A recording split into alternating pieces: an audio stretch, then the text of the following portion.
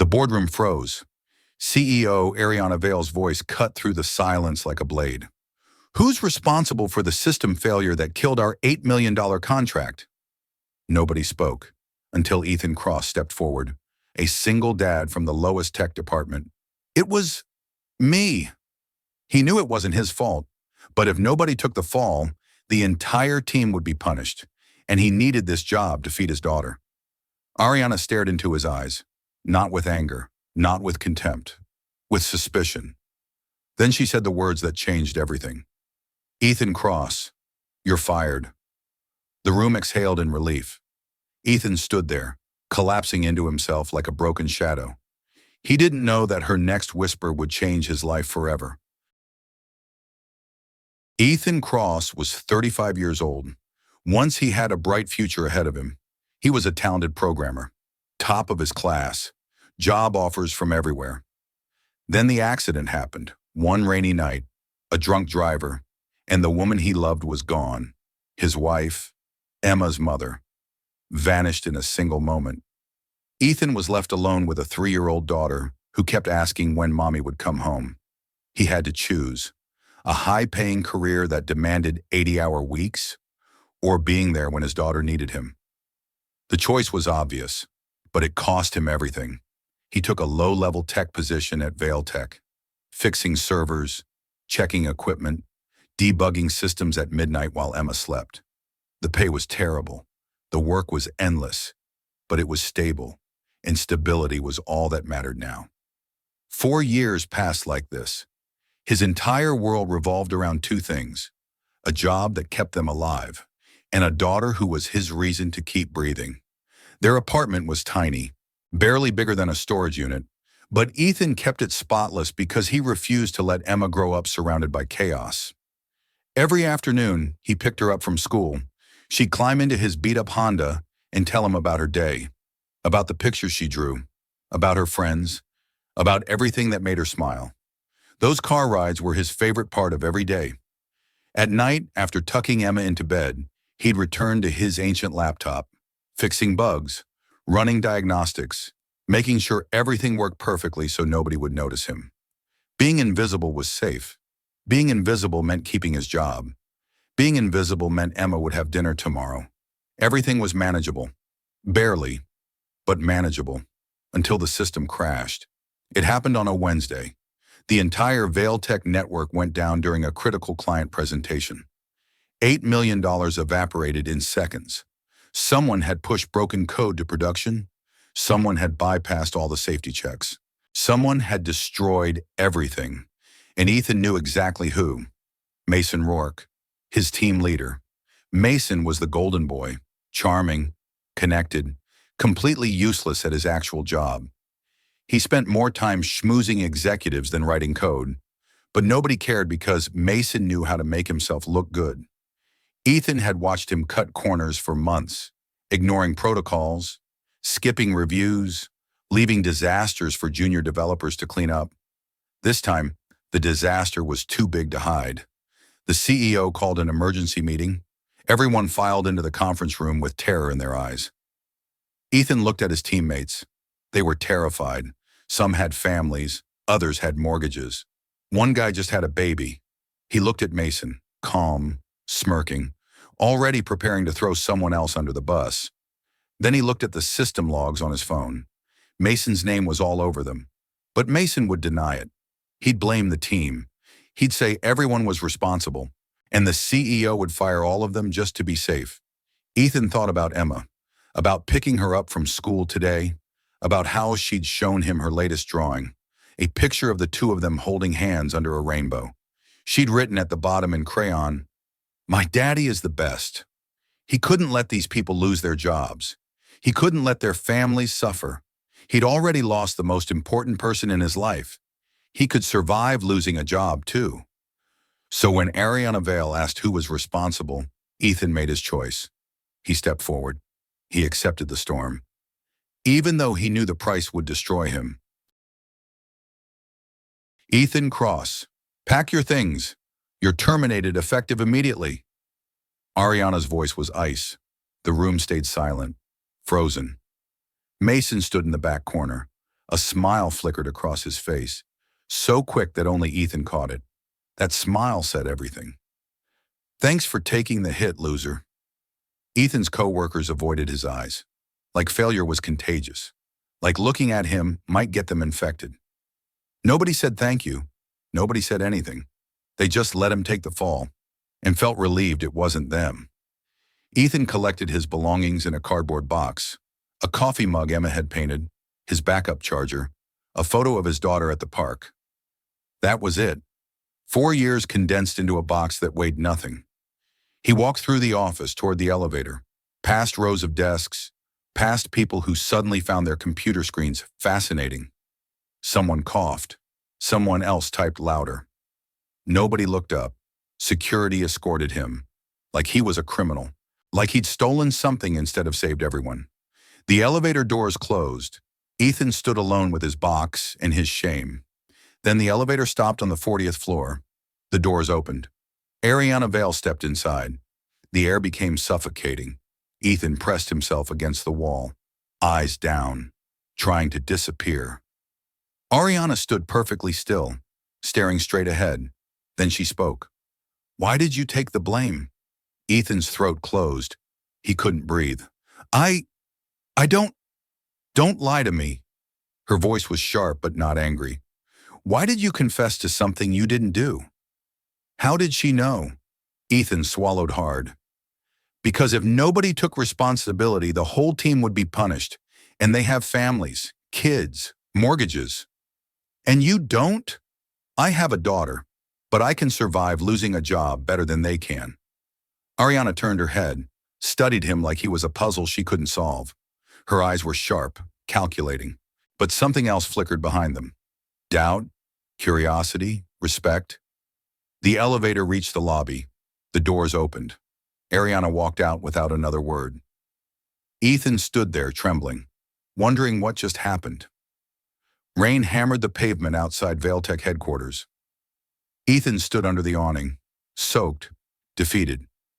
Then he remembered. Emma's jacket, her favorite yellow one with the butterfly patches. She'd left it in his desk drawer last week when he brought her to work. She'd need it. The temperature was dropping. She got sick easily. He turned back toward the building. Security stopped him at the door. "Employee access only. I just need to grab my daughter's jacket. It's in my desk. It'll take 30 seconds. The guard crossed his arms. "You're not an employee anymore. Company policy. No re-entry after termination. Please, my daughter needs it. She's 7 years old. It's her favorite jacket.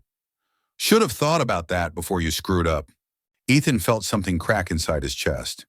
He stood at the glass door, looking through at his old desk, at the little yellow jacket draped over his chair, so close, impossible to reach. "What's the problem here?" Both men turned. Ariana Vale stood behind them. No umbrella. Rain soaking her designer suit. The security guard straightened immediately. "Ms. Vale, this former employee is trying to access the building."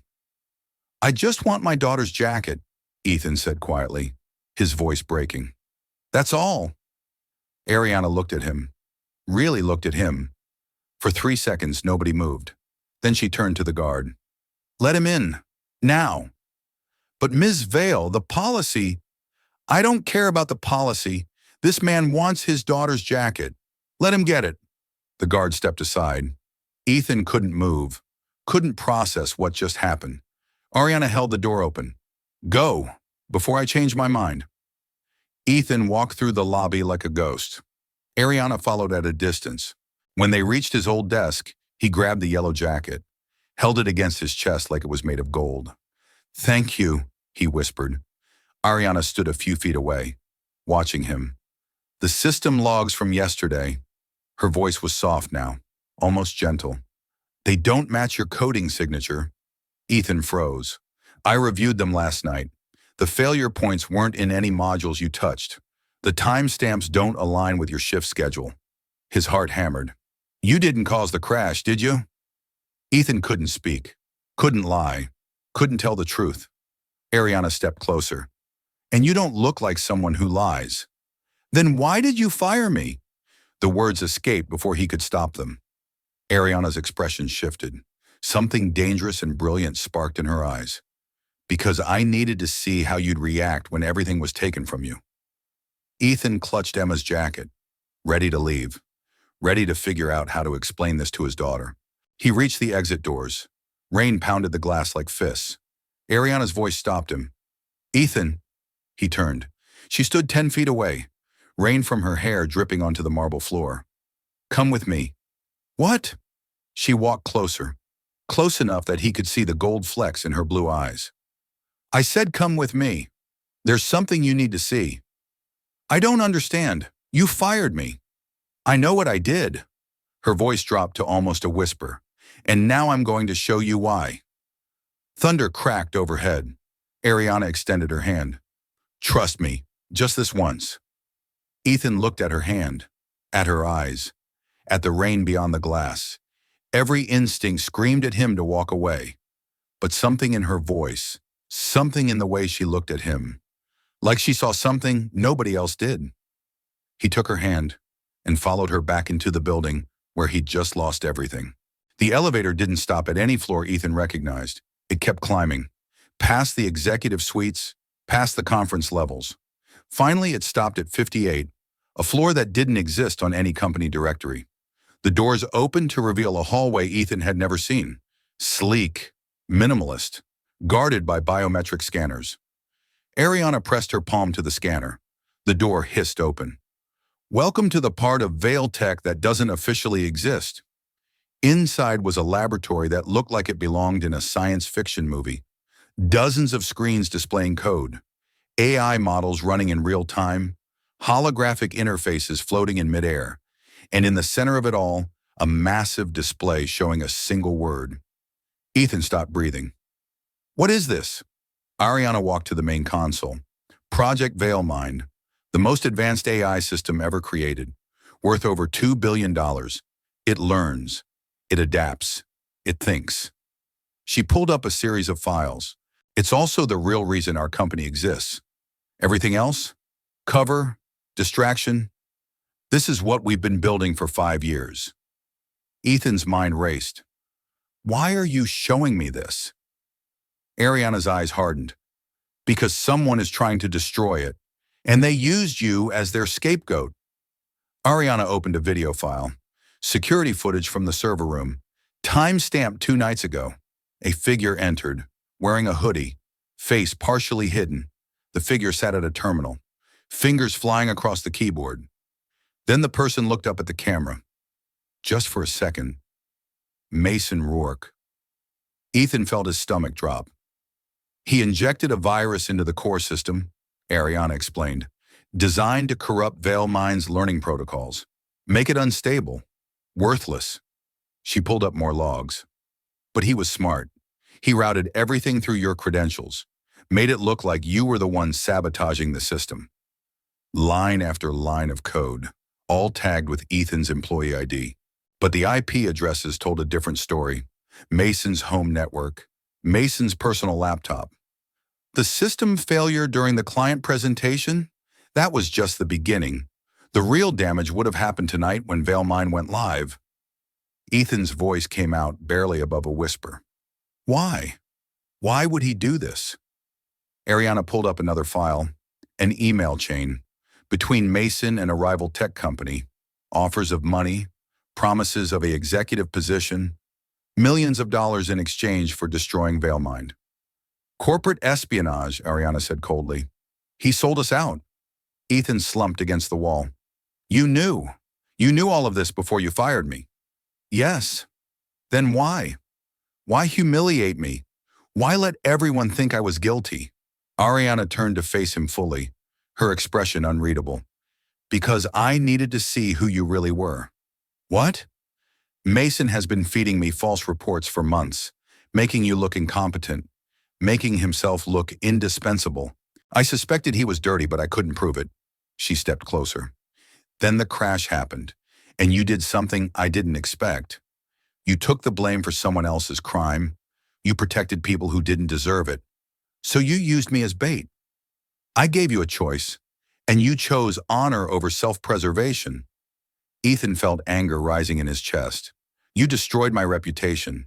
You humiliated me in front of everyone. You made me lose my job.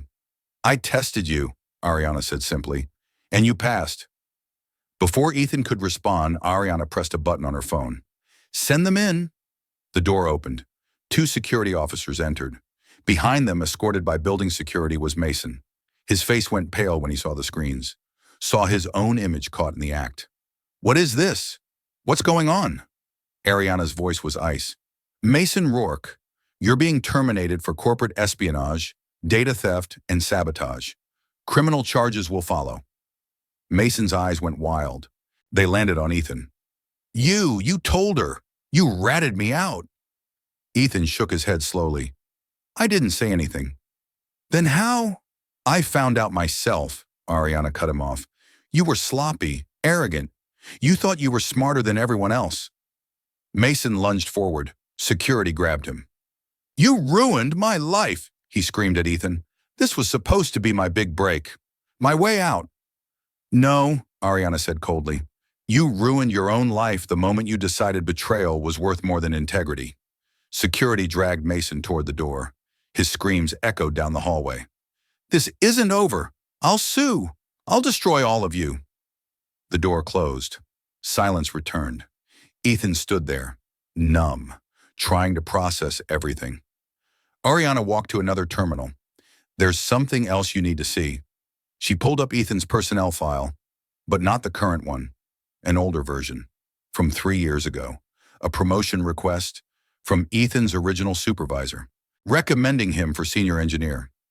Exceptional talent, strong problem-solving skills, ready for advancement. Ethan stared at the screen. I never saw this. Because Mason buried it. Ariana scrolled down. He was threatened by you, your skills, your work ethic. So he kept you in the basement, gave you the worst assignments, made sure nobody noticed you. She pulled up more files, performance reviews that were never filed, project contributions that Mason claimed as his own. You should have been promoted years ago. You should have been leading teams. Instead, you were fixing servers at midnight. Ethan felt something break open inside him. Years of wondering why he never advanced, why nobody noticed his work. It wasn't his fault. It was sabotage. Mason stole your career, Ariana said quietly. And today you almost let him steal your future too. Ariana closed all the files, turned to face Ethan directly. She held out a badge, new, with his photo, with a title he couldn't believe. Ethan Cross. I want you to lead the team that saves Vale Mine. Ethan laughed, a desperate, broken sound. You can't be serious. I'm nobody. I'm just a single dad trying to survive. No. Ariana's voice was firm, strong. You're a man who chose honor when everyone else chose convenience. You're a man who protected people who didn't protect you. She pressed the badge into his hand. You're exactly who I need for this project. Someone I can trust. Someone who won't sell out when things get hard. Ethan looked at the badge, at Ariana, at the screens showing Vale Mine's infinite potential. I don't understand. Why me? Ariana's expression softened, just for a moment. Because in a building full of brilliant people, you're the only one who proved you have character. She stepped back. The job is yours if you want it. Triple your old salary, full benefits, flexible hours so you can still pick up Emma from school. Ethan's eyes widened. How do you know my daughter's name? Ariana smiled, small, almost sad. I know everything about the people I trust. And Ethan? I trust you. Thunder rumbled outside the windows. Ethan looked at the badge in his hand, at the future he never thought possible, at the woman who had destroyed him just to rebuild him stronger. When do I start? Ariana's smile grew. Right now.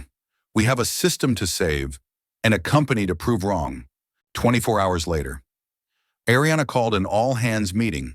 Every single employee, mandatory attendance. The auditorium filled with hundreds of people, confused, anxious, whispering. Ethan stood backstage, his heart hammering against his ribs. I can't do this, he whispered. Ariana stood beside him, calm, steady. Yes, you can. They need to see you. They need to know the truth. They'll hate me. No. She turned to look at him. They'll hate themselves. The lights dimmed. Ariana walked onto the stage. The room fell silent. Ariana stood at the podium, commanding, powerful.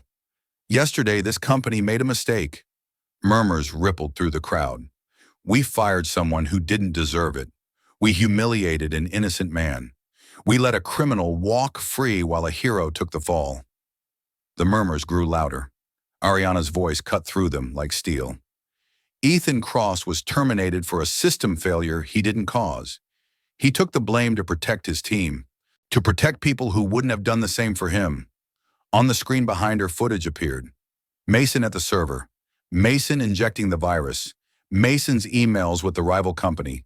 The auditorium gasped. The real saboteur was Mason Rourke. He sold our secrets. He tried to destroy us from within. And he framed an innocent man to cover his tracks. People turned to each other. Shock, disbelief, shame. Mason has been arrested. He will face federal charges. Ariana paused. Let the weight of that settle. But that's not why I called you here. I called you here because you need to see something. She looked toward the wings. Ethan Cross, come out here. Ethan's legs felt like concrete, but he forced himself to move.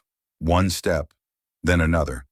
He walked onto that stage, into the spotlight, into the stares of hundreds of people who'd watched him get destroyed. The room was completely silent. Ariana turned to face him, then turned back to the crowd. This man sacrificed himself for people who didn't deserve it. He lost his job, his dignity, his reputation. She walked toward Ethan, stood beside him. He did it because he has something most of us don't. Character, real character. Not the kind you put on a resume. The kind that shows up when everything is on the line. Ethan felt his throat tighten. I tested him. I pushed him. I took everything from him to see what he was made of. Ariana's voice grew stronger, and he proved to be exactly what this company needs most. She held up a badge, the same one she'd given him yesterday, but this time everyone could see it. Effective immediately, Ethan Cross is our new lead systems architect. He will oversee our most important project. He will have my full support and authority. The room erupted. Some people clapped. Others sat in stunned silence. A few looked away in shame. Ethan stood there, frozen, unable to process what was happening. Ariana turned to him, held out her hand, not as a boss, as an equal. Come with me, she said softly, repeating the words that had changed everything. Ethan looked at her hand, at the crowd, at the faces of people who'd abandoned him. Some looked guilty. Some looked amazed. Some looked at him like they were seeing him for the first time. He thought about Emma, about the little girl who believed her daddy was the best. She was right all along. He took Ariana's hand. The room exploded with applause. Not everyone, but enough. Ariana led him across the stage, through the spotlight, through the redemption he never thought he'd have. They walked past the crowd, past the cameras recording everything, past the whispers and the stares, toward the exit, toward the future. And as they reached the door, Ariana stopped, turned to him. You ready? Ethan looked back one last time, at the company that had broken him, at the people who'd let it happen. Then he looked at Ariana, at the woman who'd seen something in him nobody else did. Yeah, he said quietly, I'm ready. She smiled. Good, because we have work to do. They walked through the door together, into the next chapter, into the place where broken things become beautiful, where single dads become heroes, where whispers become earthquakes. The auditorium, half standing, half sitting, all watching. The door closing behind two figures who changed everything. And in that moment, everyone understood. Dignity isn't given. It's claimed. That evening, Ariana brought Ethan to the roof of Vail Tech Tower, 60 floors above the city, where the world looked small and possibilities felt infinite. The wind whipped around them. The skyline glittered like scattered diamonds. Ethan stood at the edge, looking down at the life he'd almost lost. Why did you really do it? He asked quietly. Ariana stood beside him, close enough that their shoulders almost touched. Do what? Risk everything on me. A nobody, a single dad barely holding it together. She was quiet for a long moment. You want the truth? Please. Ariana turned to face him, and for the first time, he saw past the CEO, past the power, past the armor. He saw someone who understood loss. 5 years ago, I built this company from nothing. I sacrificed everything. My relationships, my health, my humanity. The wind caught her hair. I became so focused on success that I forgot why I started. I surrounded myself with people who wanted my money, my connections, my influence. She looked away. Nobody wanted me, just what I could give them. Ethan felt his chest tighten. Then you stepped forward yesterday, and you didn't ask for anything. You just gave. You sacrificed yourself for people who wouldn't even look at you. Ariana's voice cracked, just slightly. I saw something in you I'd lost. Kindness that doesn't keep score. Courage that doesn't demand applause. She turned back to him. You reminded me what it means to be human. Ethan didn't know what to say, so he said the only thing that mattered. I'm not special. I just did what any father would do. No. Ariana shook her head. Most people wouldn't. Most people would have let the team burn. Save themselves. She stepped closer. You have something rare, Ethan. A heart that gives, even when it's empty. I don't feel special, he whispered. I feel broken, like I'm barely surviving. Ariana reached out, placed her hand over his heart. Broken things can be the strongest, because they've learned to hold together when everything tries to pull them apart. Ethan looked at her hand, at her eyes, at the vulnerability he never expected. What if I fail you? You won't. How do you know? Ariana smiled, soft, real. Because you've already proven who you are, not in success, in sacrifice. The city lights reflected in her eyes. I don't need you to be perfect, Ethan. I just need you to be you, to stand beside me, not behind me, not because of what I can give you, but because we both know what it means to lose everything and keep fighting. Ethan felt tears threatening. I don't know if I deserve this. Deserve? Ariana laughed quietly. Nobody deserves anything. We just choose who we become when the world breaks us. She squeezed his hand gently. And you, Ethan Cross, chose to be kind when the world was cruel. They stood there, two broken people, on top of the world they'd almost lost, finding something neither expected, hope. Sometimes life doesn't break us to destroy us. It breaks us to reveal who we really are. Ethan lost his job, his dignity, his reputation. But in that loss, he found something greater. He found that kindness is never wasted, that sacrifice is never forgotten. That character shines brightest when everything else goes dark. The world will test you. It will take everything. It will ask you to choose between survival and integrity. Choose integrity, because the right person will see it, the right opportunity will find you, and the right moment will change everything. You are not defined by your worst day. You are defined by how you stand when that day tries to destroy you. Stand tall, stand kind, stand true. The rest will follow. Share this if you know someone who needs to hear this message.